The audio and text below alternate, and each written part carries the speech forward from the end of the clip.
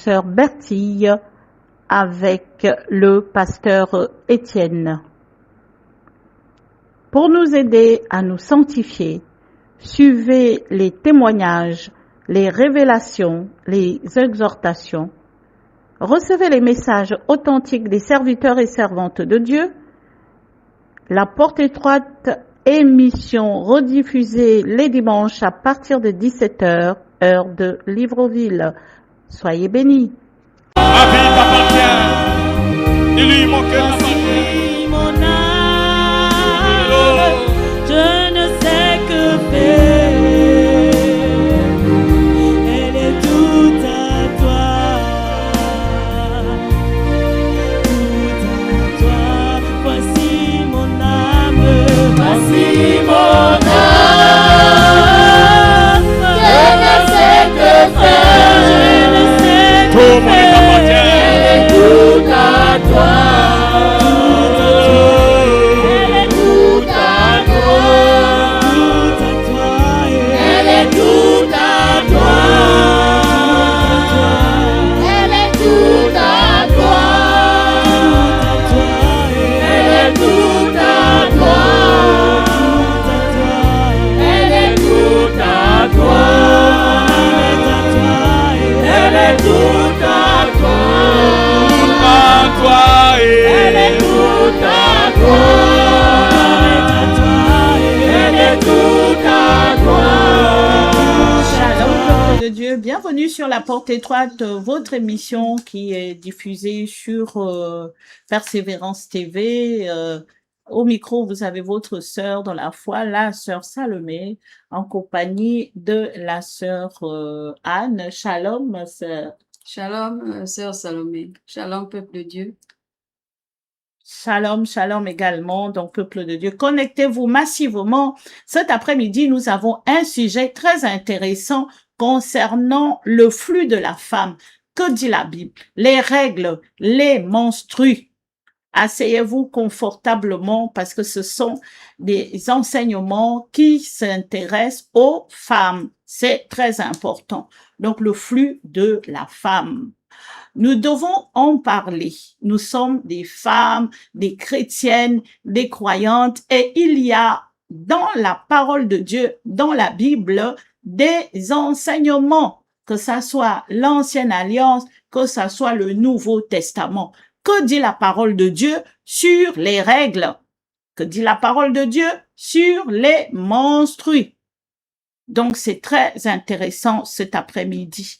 Nous ne sommes pas des médecins, mais nous venons aborder cette question des règles, des menstrues, parce que, bien évidemment, il y a des conséquences spirituelles, il y a un impact spirituel et il y a une attitude à adopter quand on a des règles, n'est-ce pas, sœur Anne? Bien sûr, sœur Salomé. Nous allons d'abord essayer de voir la définition du mot impureté selon la Bible. Amen. L'impureté a deux sens, a deux dimensions principales. Une impureté rituelle, souvent liée à des contacts avec la mort ou la maladie, et une impureté morale qui est une souillure spirituelle liée au péché. Cette dernière est définie par des pensées ou actions issues du cœur telles que l'idolâtrie, etc. Très bien, donc là c'est bien défini au niveau de l'impureté. Et nous sommes obligés de faire un rapport, une allusion à l'impureté concernant les règles. Et au niveau de la médecine, on se demande que se passe-t-il après l'ovulation sans fécondation? Ça veut dire que si un ovule n'est pas fécondé, il meurt. Automatiquement, il meurt parce qu'il n'y a pas de fécondation. Et le corps jaune qui l'a produit dégénère ensuite entraînant la chute des hormones, donc les progestérones et estrogènes. Donc cette baisse va entraîner la désintégration de la muqueuse utérine, ce qui conduit à des saignements, à des menstrues qu'on appelle les règles. Les règles marquent le début d'un cycle. Le cycle, en fait, le cycle des règles, comment on mesure le cycle? Le premier jour des règles, c'est le début du cycle. Et le prochain jour des prochaines règles, c'est pour marquer la période de la période. Ça veut dire que on saura la durée d'un cycle en commençant à compter à partir du premier jour des premières règles jusqu'aux prochaines règles. C'est ça le cycle. Le cycle. Alors, nous avons deux types de cycles. Il y a le cycle long, il y a le cycle court. Il y a le cycle court qui peut varier jusqu'à 21 jours. Le cycle long peut aller jusqu'à 35 jours, voire plus. Donc, chaque femme est différente. Mais nous allons dire, quelle que soit la durée du cycle, nous parlons des règles. Donc, que tu sois dans la période du cycle court ou la période du cycle long, il y a toujours un temps où tu as les règles pour les femmes qui ne sont pas encore ménopausées. Et que représente le saignement là? Les règles, c'est la mort, hein? C'est la mort de l'ovule. Et l'ovule ne vit que pendant 12 heures ou 24 heures au trop. Donc l'ovule qui attend d'être fécondé attend entre 12 heures et 24 heures. Et s'il n'y a pas de fécondation, si le spermatozoïde n'a pas rencontré l'ovule, à ce moment-là, c'est la mort. La mort et après l'ovulation. Donc, s'il n'est pas fécondé, à ce moment-là, l'ovule va se désintégrer. C'est cela. Donc, normalement, là, pour des femmes qui sont fécondes, parce qu'on parle de fécondité, fécondation, c'est vraiment, quand on calcule le cycle, la période d'ovulation, parce que la conception se fait pendant l'ovulation. Donc, s'il n'y a pas d'ovulation, s'il n'y a pas de conception, c'est là où on a les règles. Parce que, notamment, lorsque on va chez le médecin, quand on va voir le gynéco, pour savoir, notamment, si on est enceinte, on nous demande toujours la date des règles. Voilà. La date des dernières règles. Ouais. La date des dernières règles. Parce que si on n'a pas les règles, on soupçonne qu'il y a une grossesse. Ouais. Quand il n'y a pas des règles, on soupçonne qu'il y a eu une fécondation. Et on demande aussi s'il y a eu des relations avec le mari. OK? S'il y a eu les relations. Parce qu'on ne peut pas avoir d'enfant si il n'y a pas eu de sperme. Voilà. S'il n'y a pas eu de spermatozoïdes, s'il n'y a pas eu de relation intime. Sauf le Seigneur Jésus-Christ de Nazareth, qui est né par la vertu du Saint-Esprit, par la puissance de Dieu. Voyez comment le Seigneur Dieu, il est né sans sexe. Il est né en dehors de la conception naturelle. Donc, c'est dire que si il n'y a pas de fécondation, c'est là cette libération et il y a une chute hormonale. C'est une chute hormonale. Donc, la règle menstruelle, c'est l'élimination de la muqueuse qui se traduit par des saignements des règles, généralement entre 11 à 16 jours après l'ovulation. Maintenant, il y a aussi des femmes qui ont des règles pendant 3 jours, d'autres pendant 4 jours, d'autres pendant 5 jours, d'autres pendant 5 jours, voire plus, hein. Donc, c'est intéressant de savoir, quelle que soit la durée des règles, hein, la période là, nous allons vraiment être très, très vigilantes pendant cette période-là, la période des règles. Est-ce que la sœur Anne peut nous compléter quelque chose depuis là? Oui, bon. Nous sommes partis de la définition de l'impureté. Nous avons expliqué ce que c'est que l'ovulation. Bon, maintenant, le rapport entre l'impureté de la femme et l'ovulation, c'est que, bibliquement parlant, lorsqu'une femme a ses règles, elle devient impure par rapport au sanctuaire de Dieu, c'est-à-dire à l'Église et aux choses saintes. C'est dans ce sens que elle ne peut pas mettre pied à l'église. Je parle d'une femme chrétienne. Elle ne peut pas mettre pied à l'église. Elle ne peut pas toucher aux choses saintes dans l'église. C'est de là que l'impureté prend son sens, en fait, bibliquement parlant, pour une femme chrétienne qui a ses règles. Et lorsque nous avons lu ici que lorsque l'ovule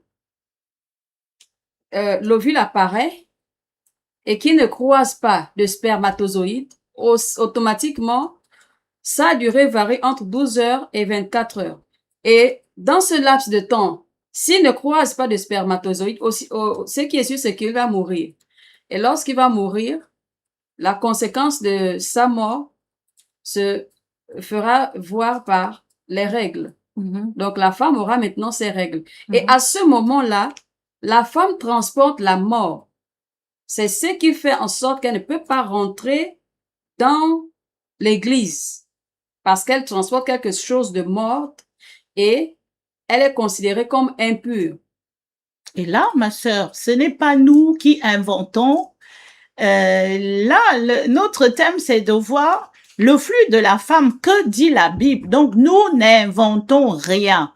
Les mamans, les sœurs, nos filles. Nous vous exhortons à voir votre Bible, allez faire vous-même des recherches. Vous allez lire Lévitique 15, versets 24, 25 à 26. Vous allez lire, nous vous invitons à chercher vous-même. Ensuite, vous allez également lire dans le Nouveau Testament l'évangile de Marc, chapitre 5, versets 25 à 34. Parce que nous allons aller dans les profondeurs des Écritures.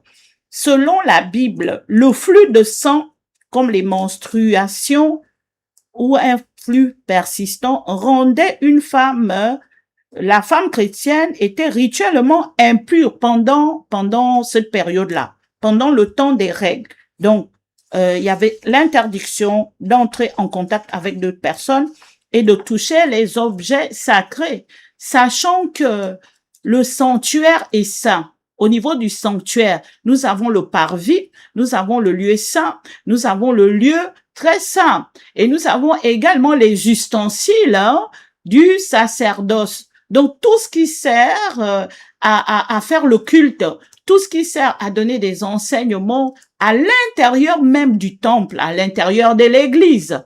D'accord? Donc, comprenez bien que là, la Bible est claire. La Bible, c'est la parole de Dieu. Dieu nous dit, donc nous pouvons lire dans Lévitique chapitre 15, verset 24, verset 25 à 26, il est écrit, « Si un homme couche avec elle et que l'impureté de cette femme vienne sur lui, il sera impur pendant 7 jours et tout lit sur lequel il couchera sera impur. » Verset 25. La femme qui aura un flux de sang pendant plusieurs jours hors de ses époques régulières ou dont le flux durera plus qu'à l'ordinaire sera impure tout le long de son flux, comme au temps de son indisposition menstruelle. Tout lit sur lequel elle couchera pendant la période de ce flux sera comme le lit de son flux menstruel, et tout objet sur lequel elle s'assiera sera impur lors de son flux menstruel. Donc la Bible est claire, ma sœur, c'est que les règles sont considérées par le Seigneur comme une période d'impureté. Et c'est pourquoi la sœur Anne nous donnait ici la définition de l'impureté. C'est une impureté menstruelle, c'est une impureté pendant la période. Ça ne concerne que les femmes, hein? Ça ne concerne que les femmes. Et Oui. je voulais aussi pour, préciser un petit détail, c'est que n'allez pas dire que c'est la loi, parce que c'est dans l'Ancien Testament. Si c'était considéré comme la loi, je pense qu'aujourd'hui, on n'aurait pas nos règles. Ah oui. Ça devait rester dans l'Ancien Testament. Et aujourd'hui, enfin, toute femme à compter du Nouveau Testament ne devait plus avoir ses règles.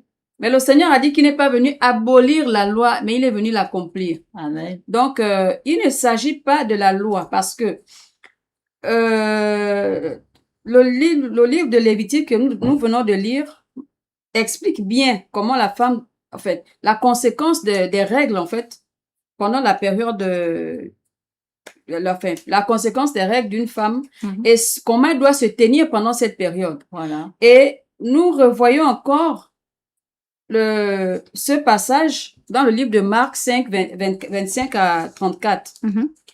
Ici, c'est toujours le flux sanguin, bien que là, il ne s'agit pas des règles, mais il s'agit de la perte de sang. Il s'agit toujours de c'est toujours de cette mort-là, en fait, que la femme l'a transportée, en fait. C'est toujours la même conséquence, le même procédé et la même conduite à tenir.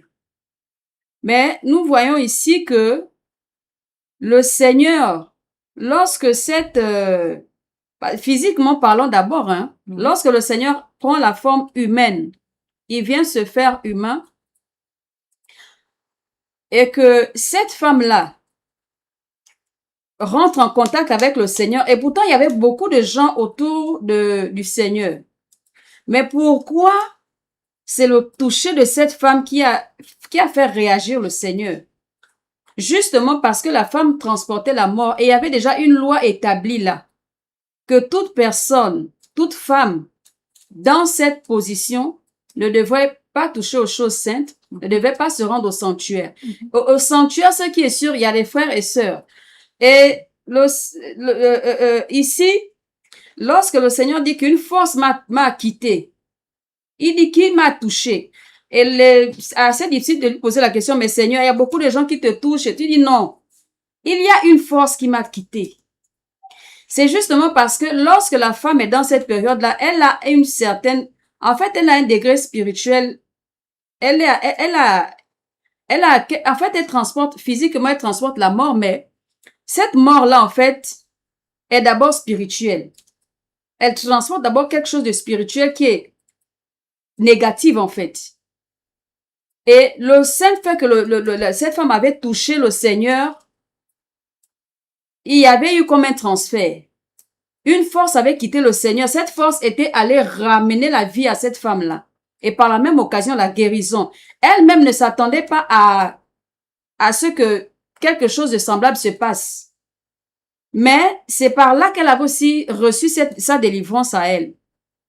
Donc, c'est pour dire en fait que lorsque la femme est dans cette position, c'est pas en vain que le Seigneur a dit qu'elle ne doit pas elle ne doit pas aller au sanctuaire. C'est pas en vain que le Seigneur interdit à la femme de toucher aux choses saintes, parce que derrière cette interdiction, il y a quelque chose de très important. Donc, oui, effectivement. Et là, nous disons clairement ici, au niveau de la porte étroite, que le Seigneur interdit dans le cadre du couple, même si vous êtes mariés selon le Seigneur, Dieu dit à nos frères de ne pas toucher à leurs épouses pendant les règles. Dieu interdit, c'est dans Lévitique, là, nous venons de lire Lévitique 15 au verset 24, l'homme ne doit pas coucher avec son épouse pendant cette période de règles. L'homme ne doit pas coucher avec son épouse pendant cette période d'impureté.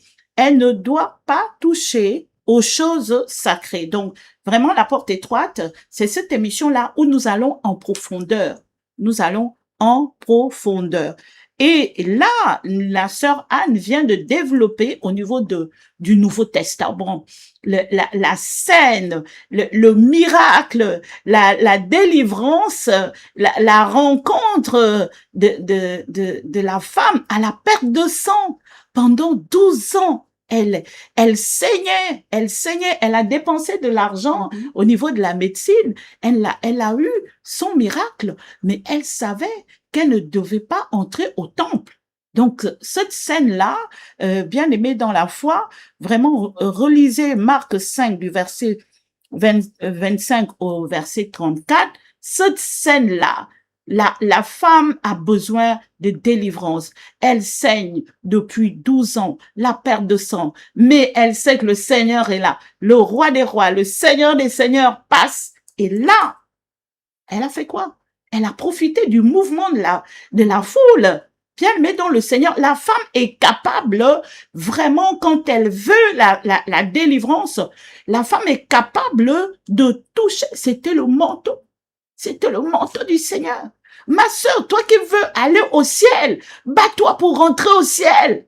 Bats-toi parce que le Seigneur t'a donné une force. Parce qu'elle a bravé un interdit.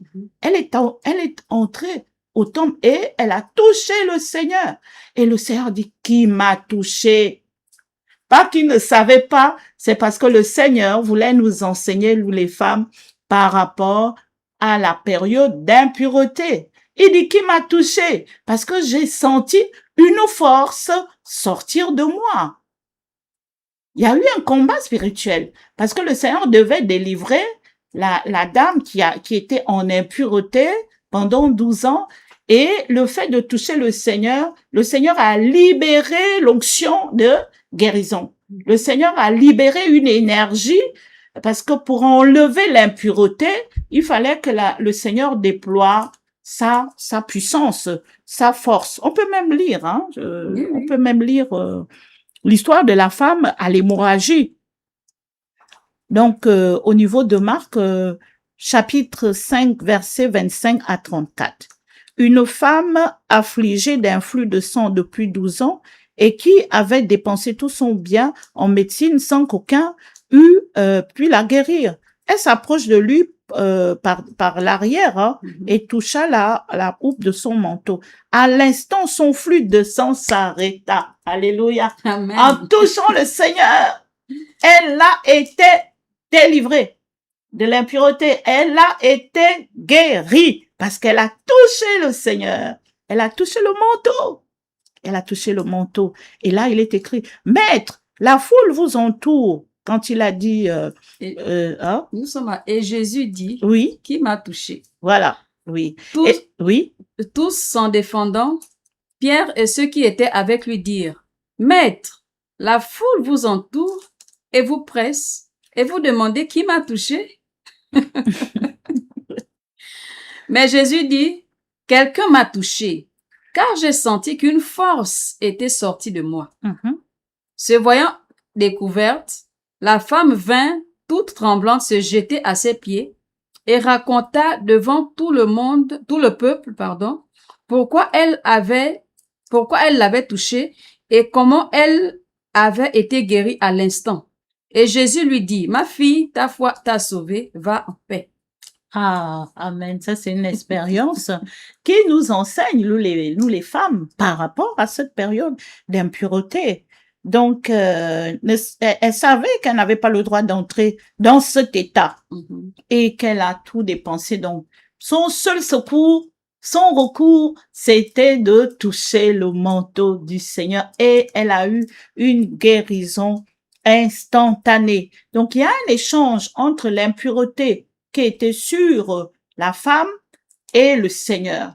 Le Seigneur a la vie en lui. Il est la résurrection, il est la vie. Amen. Et la dame, elle traîne la mort pendant 12 ans. Donc le Seigneur est venu communiquer la vie à la mort. Elle portait la mort. Ah, c'est ça qui est intéressant. Donc, c'est vraiment un passage qui nous enseigne par rapport au fait que la femme, pendant cette impureté, ne peut pas aller à l'église. Donc, c'est très important pour nous vraiment d'examiner la réponse du Seigneur. Et le Seigneur voulait nous faire comprendre pourquoi la femme dans cette position ne devait pas se rendre au temple et ne devait pas toucher les choses saintes. Parce que lorsque la femme toucha le vêtement du Seigneur, elle n'était pourtant pas la seule à l'avoir touché, mais certainement seule à avoir la perte de sang. Parce que le Seigneur, il y avait des foules, l'onction du Seigneur attirait, il y avait une attraction. Le Seigneur, c'était comme un aimant, il attirait, il a la puissance, il traîne les foules. Et là, ce n'est pas, tout le monde l'a touché en fait. Beaucoup l'ont touché, mais c'était celle qui avait l'impureté, c'est cette impureté qui a été signalée et le Seigneur a transféré la vie à la dame qui avait la perte de sang. Donc c'est très, très important. Donc la femme transportait quelque chose de mort en elle. Les règles, c'est la mort. Et le fait d'avoir touché le Seigneur, la puissance du Seigneur l'a délivré. Donc, c'est très intéressant de savoir. Alors, pendant cette période d'impureté, pendant les règles, nous disons quelle que soit la durée des règles. Parce que si une fille a 3 jours, 4 jours, 5 jours, peu importe la durée, chacune a son cycle menstruel.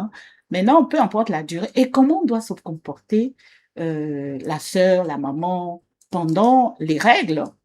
Donc, si la sœur Anne peut nous donner...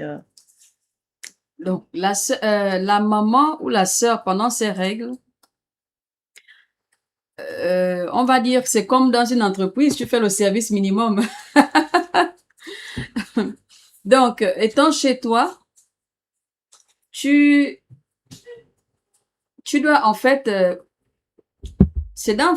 bon, déjà dans ta conscience, tu dois savoir que si tu n'as pas le droit de te rendre au sanctuaire pour toucher aux choses saintes, toi-même personnellement aussi, tu dois savoir comment te tenir à la maison en fait. Si tu vis seul, c'est tant mieux. Mais si tu vis avec d'autres frères et sœurs, peut-être de la même communauté ou même de la foi chrétienne aussi, tu dois absolument vraiment rester dans ton coin en fait, pour éviter de souiller les autres, pour éviter de rendre tout dans la maison impur, parce que quel que soit ce que tu toucheras sera impur jusqu'au soir. Tu ne peux pas pénaliser tout le monde. Donc si par exemple c'est toute une famille par exemple et que c'est la maman qui est dans cet état, le père et les enfants peuvent continuer à aller au temple, mais toi tu restes à la maison. Et étant à la maison, si tu as une grande fille, c'est elle qui fait à manger, c'est elle qui prend, enfin qui prend les directives de la maison en fait. Elle te fait à manger, toi tu restes dans ta chambre. Et dans la chambre à coucher, ce qui est sûr, c'est que et là, il va devoir avoir une séparation entre le père et la mère, parce que toi, tu ne peux pas demeurer dans le même lieu, en fait, dans ta position, en fait. Ce sera rendre aussi papa impur. Et si papa a des responsabilités, par exemple, au sanctuaire, ça ne fera pas bien. Mais tout dans cette même position, ta relation, ton intimité avec le Seigneur demeure. C'est-à-dire quoi? Tu dois toujours méditer la parole. Tu dois toujours prier. Tu dois avoir tes temps de prière et de méditation. Ça ne veut pas dire que parce que tu es impur, tu ne vas pas au sanctuaire, tu ne dois pas prier, tu ne dois pas lire la Bible. Non. Au contraire, cette période doit même constituer pour toi comme une retraite spirituelle au cours de laquelle tu perfectionnes ton intimité avec le Seigneur. Je ne sais pas si je réponds Ah oui, très bien, à la très question bien. de maman Salomé. Effectivement. Et par la même, à l'issue de 7 jours, parce que ça dure 7 jours. Ça, c'est dans le cadre des règles. Mais s'il s'agit d'une maladie comme la femme à la perte de sang, tout au long de la période du saignement, tu seras toujours obligé de rester dans cette restriction-là. Maintenant, à la fin, à l'issue du saignement, tout ce que tu as touché dans ta chambre, si tu ne sortais pas, au moins pour prendre un peu d'air, parce qu'il faut quand même aussi un peu prendre de l'air dehors et savoir se conduire. Mais si tu ne sortais pas et que tu es resté pendant tous ces 7 jours dans la chambre, tout ce que tu as touché après ces 7 jours ou après cette période de perte ou du flux sanguin, tu dois tout les laver. En fait, tu fais un ménage de fond. Tu fais vraiment un ménage de fond. Les draps que sur lesquels tu as dormi, tu laves. Les vêtements que tu as portés, tu les laves. Les voiles que tu as utilisés, tu les laves. Tout. Tu laves tout. Vraiment jusqu'à, même la chambre, tu la balayes. Vraiment, tu fais un ménage de fond. Donc, voilà un peu. Donc, c'est une très bonne, en fait, ce sont de très, très bonnes observations parce que pendant cette impureté, il y a, la sœur Anne a abordé la question de l'intimité avec le mari. La question de comment se passe, comment on dort quand la sœur est en impureté par rapport à son mari au niveau de la chambre et au niveau de la communion avec le Seigneur. Nous ne devons pas être coupés de la relation avec le Seigneur. Pendant l'impureté, pendant les règles, pendant que tu saignes, tu dois louer le Seigneur, adorer le Seigneur, lire la parole de Dieu. Tu dois au contraire, mettre à profit ce temps-là pour approfondir ton intimité, ta relation avec le Seigneur. Ça voudrait dire que, nous allons même bientôt conclure, hein. Oui. Ça voudrait dire que ce n'est pas parce que nous sommes en 2025 au calendrier grégorien, ce n'est pas une nouvelle doctrine, nous ne sommes pas des égarés, c'est écrit dans la parole de Dieu. Si tu es chantre, si tu es prophétesse, si tu as un service dans le sanctuaire à l'église, la femme pendant les règles ne peut pas aller chanter. Si tu es dans la chorale, ma sœur, tu ne peux pas aller faire les répétitions pendant les règles à l'église. Tu ne peux pas aller chanter pendant que tu as les règles. Tu ne peux pas aller jouer au piano pendant les règles. Tu ne peux pas aller au culte pendant les règles. Tu ne peux même pas aller t'asseoir à la terrasse au balcon. Parce qu'on avait une sœur, il y a pas longtemps, notre bien-aimée dans la foi, on va taire son identité. Elle commence à apprendre, elle a compris. Les règles sont arrivées pendant le culte. Elle est sortie du temple, mais elle est allée dehors. Elle est allée s'asseoir dehors. Et du coup, le Seigneur a demandé à ce qu'elle puisse rentrer chez elle pour aller continuer à suivre le culte chez elle. Et puis, nous avons aussi une sœur, il y a longtemps, 4 ans, elle chantait pendant l'adoration et c'est arrivé. L'accident. Et puis elle-même, elle est partie et puis on avait compris qu'elle était donc rentrée dans son confinement. C'est un confinement. Donc moi je pense que c'est une bonne période parce que c'est une période où le Seigneur enlève l'impureté pour rendre maintenant la sœur instrument de Dieu pur. Parce que il t'avait recommandé, je pense que tu as eu une expérience avec ça par rapport au fait que il nous dit qu'après maintenant cette impureté, elle doit tout laver, tout nettoyer, se débarrasser de tout. Donc c'est un nouveau départ. Et à chaque période, il faut tout nettoyer. Il faut vraiment se purifier pour être un instrument, pour être une guerrière, pour être une vaillante servante du Seigneur. Oui. Je pense que c'est bon. Oui, Voilà. Je voulais ajouter une petite préoccupation que certaines femmes m'avaient signalé, si je peux dire ça comme ça. Il s'était levé une rumeur dans dans la Sainte Doctrine. Il y a des sœurs qui m'avaient contacté, qui m'avaient dit, donc voilà, nous, on nous a enseigné que c'est vrai que dans cette période, on ne doit pas venir au temple, mais on nous a dit qu'on ne doit pas lire la Bible, on ne doit pas prier.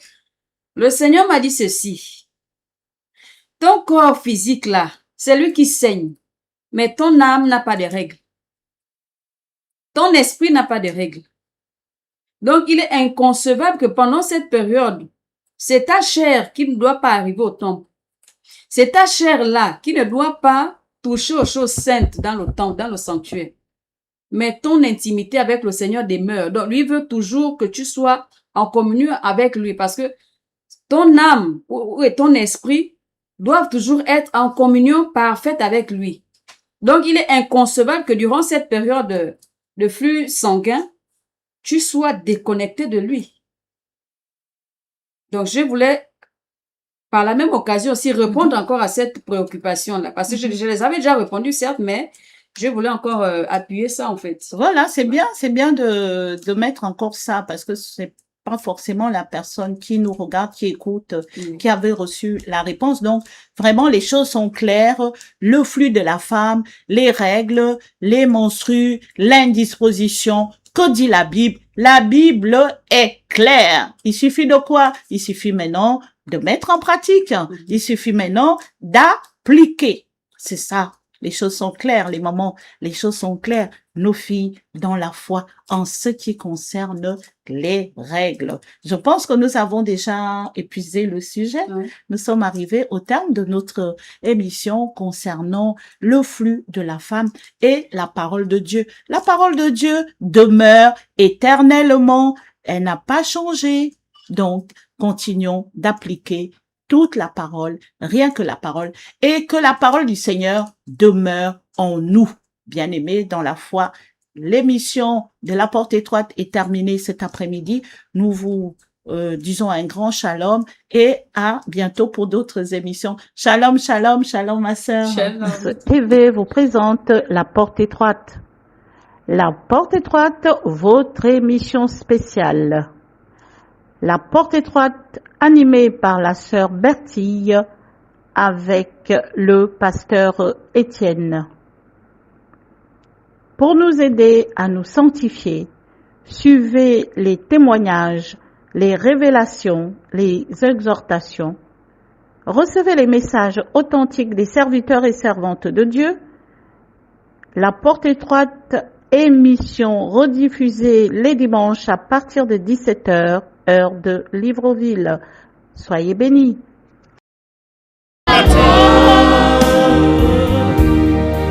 Merci. Merci pour ton amour. Nous sommes dans un culte d'action de grâce à notre Dieu. Exprime-toi, dispose ton esprit. Dis-lui merci à Dieu pour ses bienfaits. Dis-lui, mais voici, oh Dieu.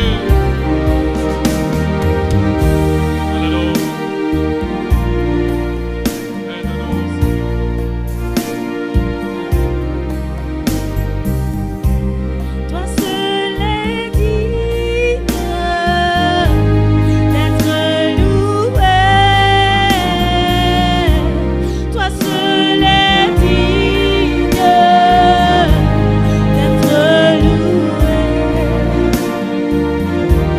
Toi seul est digne d'être loué. Toi seul est digne d'être loué. Toi seul est digne. Toi seul est digne d'être loué.